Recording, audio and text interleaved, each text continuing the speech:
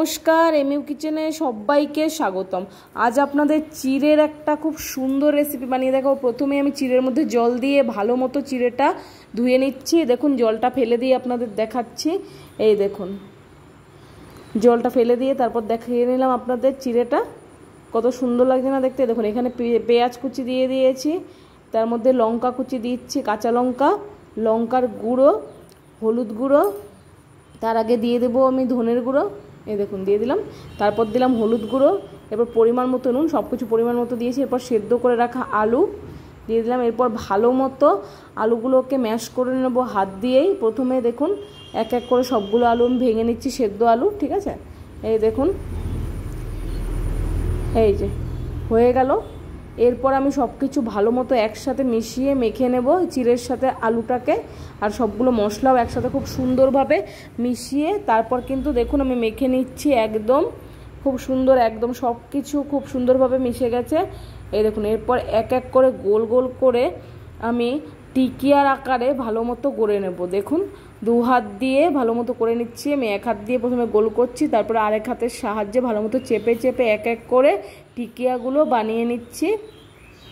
এই দেখুন আপনারা চাইলে হাতে ঘি বা সাদা তেল বা সরষের তেল যে কোনো কিছু দিয়েই করতে পারেন, কোনো অসুবিধা নেই। দেখুন কত সুন্দর হয়েছে। আমি সবগুলো এক এক করে বানিয়ে নিচ্ছি, আপনাদের দেখিয়ে দিচ্ছি সবগুলোই যে কটা আমি বানিয়েছি, বেশি কয়টা বানাইনি, ঠিক আছে। এই রেসিপিটা বাড়িতে যদি হঠাৎ করে কেউ চলে আসে তাহলে কিন্তু আপনারা চটপট বানিয়ে নিতে পারেন। আর যদি বাচ্চাদের টিফিনে দেন তাহলে লঙ্কাটা স্কিপ করে চটপট কিন্তু সকালে বানিয়ে দিতে পারেন। তার সঙ্গে টমেটো কেচাপ দিয়ে দেবেন, দেখবেন বাচ্চারা কিন্তু খুব খুশি হবে। আর এই রেসিপিটা খেতেও কিন্তু দুর্দান্ত হয়, চায়ের সাথে দিতে পারেন। দেখুন কত সুন্দর হয়েছে দেখতে।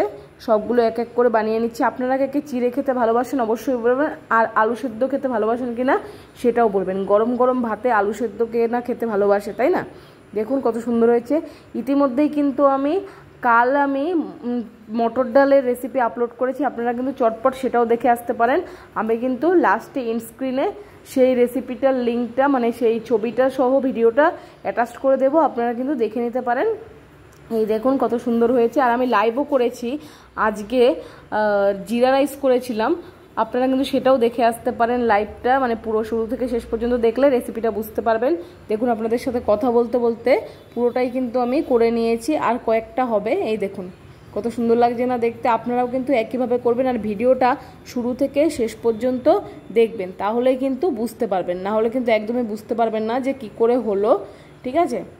আর যদি দেখুন কত সুন্দর হয়েছে। হ্যাঁ, আরেকটা কথা, আপনারা কিন্তু ভিডিওটা স্কিপ করে চলে যাবেন না, আর লাইক কমেন্ট শেয়ার সাবস্ক্রাইব করতেও কিন্তু ভুলবেন না। এরকম নতুন নতুন ভিডিও দেখার জন্য কমেন্ট করুন, আমি চেষ্টা করব আপনাদের পছন্দ মতো সহজ পদ্ধতিতে ঘরোয়া পদ্ধতিতে ভিডিও করার, ঠিক আছে।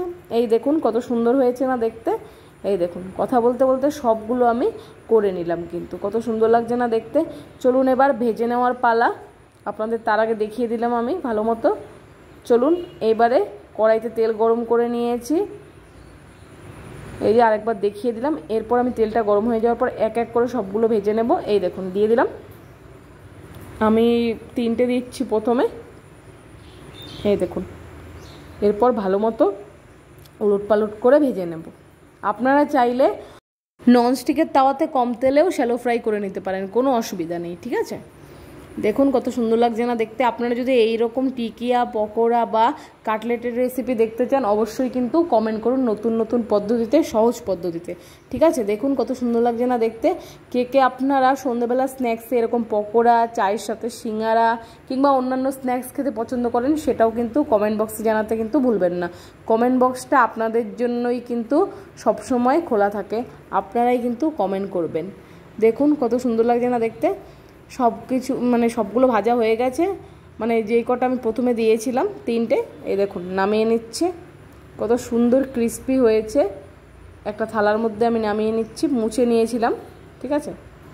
দেখুন এরপর দ্বিতীয়গুলোও ভেজে নেব, এক এক করে সবগুলো দিয়ে দিচ্ছি। এই 3টে দিয়ে দিলাম, এগুলোও চটপট করে ভেজে নামিয়ে নেব। আপনারা দেখতে থাকুন। এই দেখুন কত সুন্দর লাগছে না দেখতে। আর বন্ধুরা আমি কিন্তু রাইস ব্র্যান তেল নিয়েছি, আপনারা চাইলে সরষের তেলেও ভাজতে পারেন কিংবা সাদা তেলেও ভাজতে পারেন। আর রাইস ব্র্যান তেলে ভাজলে তো কি বলবো বন্ধুরা, এই পকোড়ার গায়ে একটুও তেল ছিল না, কিন্তু সমস্ত তেলটা কিন্তু ছেড়ে দিয়েছিল আর খুব সুন্দরভাবে ভাজা হয়েছিল। আপনারা চাইলে রাইস ব্র্যান তেল দিয়েও ভাজতে পারেন, সে কোনো অসুবিধা নেই। আর যদি কেউ ঘি খেতে পছন্দ করেন, ঘি দিয়েও কিন্তু শ্যালো ফ্রাই করতে পারেন। দেখুন ভাজা হয়ে গেছে, এরপর নামিয়ে নিচ্ছি। আপনাদের সাথে কথা বলতে বলতে সবগুলোই ভেজে নিয়েছি। এই দেখুন কত সুন্দর লাগছে না দেখতে। চলুন এইবারে আমি চটপট করে প্লেটিং করে নিই। সবগুলো নামিয়ে নিয়েছি।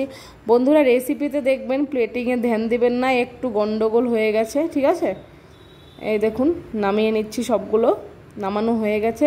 চলুন এইবারে আপনাদের দেখাই, আমি নামিয়ে নিয়েছি। এরপর প্লেটিংয়ে এই দেখুন একটু সস দিয়ে একধারে সবগুলো পকোড়া আর কিংবা কাটলেট টিকিয়া যাই বলবেন দিয়ে দিয়েছি। এই দেখুন আপনাদের ভেঙে দেখাচ্ছি, ভালো মতো ভেঙে দেখিয়ে দিয়েছি। আপনাদের যদি আমার ভিডিওটা ভালো লাগে অবশ্যই লাইক কমেন্ট শেয়ার সাবস্ক্রাইব করতে ভুলবেন না। এইভাবেই আমার পাশে থাকবেন। আর সবাই ভালো থাকবেন, সুস্থ থাকবেন, সাবধানে থাকবেন। আবার আসছি নতুন একটা ভিডিওর সাথে।